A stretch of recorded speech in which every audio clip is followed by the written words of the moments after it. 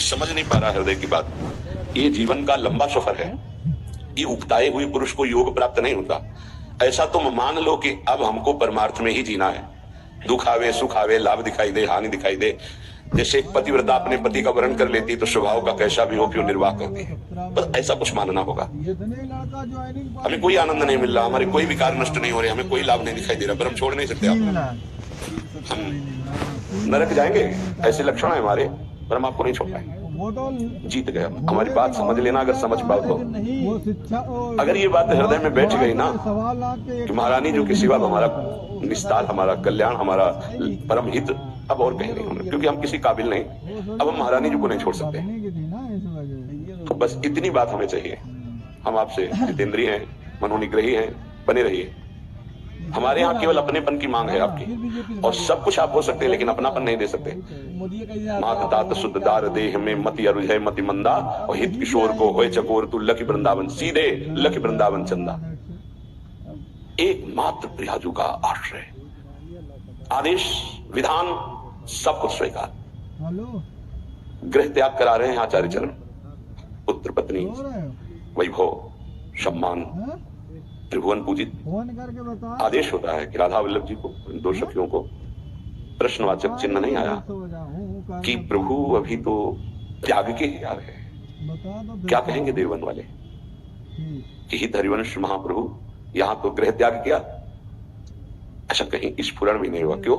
जो ही प्यारो करे सोई मुनि भावे।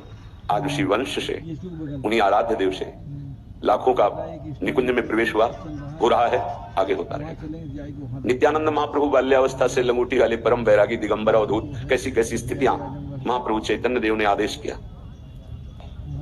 आपको विवाह करना है और ऐसी संतान प्रकट होनी है जिससे लोक मंगल होगा। दोबारा प्रश्न नहीं किया कि आप गृहस्थ से विरक्त में पदार्पण किया, और यहाँ बाल्यावस्था से विरक्त अब गृहस्थ की आज्ञा सरकार, ये कैसी आज्ञा, कभी प्रश्न नहीं किया।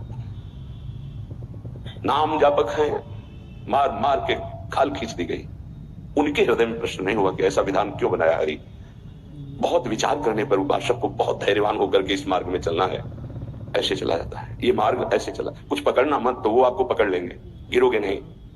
क्यों में प्रश्न उत्तर ये सब नहीं। इसका हृदय आराध्य देव के चरणों में समर्पित हो जाता है, वही इसके राज से हो जाता है। ये सब साधन एक प्रक्रिया है। अगर प्रभु से अपनापन नहीं हुआ तो कोई खास बात नहीं, साधन का कोई खास, साधन का सब साधन कर यह फल सुंदर, प्रभु पद पंकज प्रीति निरंतर। अभी कैसे विषयी पुरुषों को समझ में आएगी, बहुत सुलझने की जरूरत है, नहीं ये जीवन व्यर्थ चला जाएगा। दुर्वितर्क्यानुभाव युक्ता देवी निकुंज देवी श्री स्वामिनी जी बड़े बड़े तार्किकों के भी तर्क से पकड़ में आने वाली नहीं है। जैसे वेदांत दर्शन तर्क के द्वारा श्रद्धावान तर्क करे तो उसके द्वारा वो स्थापित होता है। कह रहे यहाँ नहीं, यहाँ सीधे स्वीकृति करो मेरी महारानी श्री राधा रानी, तो आपके हृदय में बल प्रकट होगा। जाके बल में सबसों तोरी लोक रीति और वेद रीति दोनों से, जाके बल में सबसों तोरी लोक वेद और कुल कानी, लोक रीति वेद रीति कुल रीति, इन सब का त्याग करके रस रीति में प्रवेश पाया जाता है। तो किसके बल से? मेरी महारानी श्री राधा रानी। जाके बल में सबसों तोरी लोक वेद कुल कानी, मेरी महारानी श्री राधा रानी। ये तर्क का विषय नहीं, यहाँ स्वीकृति का विषय है। अब उपासना बता, पहले तो ये कह रहे हैं कि बहुत निगूढ़ भाव है, इसे वेद प्रमाणित भी नहीं कर सकते आप। श्रद्धा और विश्वास करके रसिकों की बात मान लो। यहाँ तर्क वितर्क की कोई गुंजाइश नहीं है। ये भाव देश है, ये तर्क देश नहीं है। अब हमारी स्वामिनी जो केवल हाथ जोड़ने मात्र से प्रसन्न हो जाती है, इतनी करुणा में। इसीलिए लालजू महाराज जब सेवा में प्रवेश होते हैं तो ऐसे प्रवेश होते हैं, करबद्ध। बहुत कृपालु हैं, दयालुता की सरलता की मूर्ति है स्वामिनी जी। जो बड़े बड़े सिद्धांतों की रचना करके उपदेश करने वाले और उनके फल को देने वाले प्रभु हैं, ये उनके अधीन है। प्यारी जी की एक भ्रकुटी के इशारे से घोर पापी को भी वो पद प्राप्त करा देंगे जो बड़ी बड़ी साधनाओं से नहीं मिलता है। विश्वास कीजिए, आपको लगेगा केवल बातें ही हैं कि प्रमाण भी है। तो नरवाहन जी कोई भी सदाचरण नहीं था।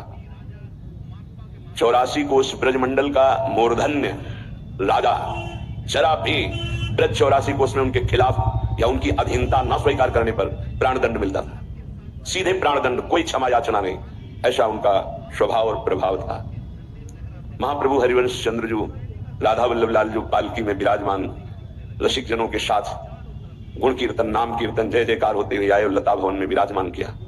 सेवकों ने सूचना दी कि कोई महान तेजस्वी पुरुष आभूषण आदि लेकर के अपने इष्ट देव के साथ पधारे हुए हैं, और उनका तेज ऐसा है कि हम लोगों की हिम्मत ही नहीं कि उनके सामने जा सके। ये आपसे निवेदन करते हैं। नरवाहन जी ने विचार किया कि ऐसा कौन तेजस्वी ब्रजमंडल में जो हमारे आज्ञा पर क्रूर हिंसा कर देने वाले कठोर हृदय वाले भी भय धारण कर रहे हैं, सामने नहीं गए, हम स्वयं चल के देखेंगे। एक भागवतिक आभा होती है, भागवतिक बल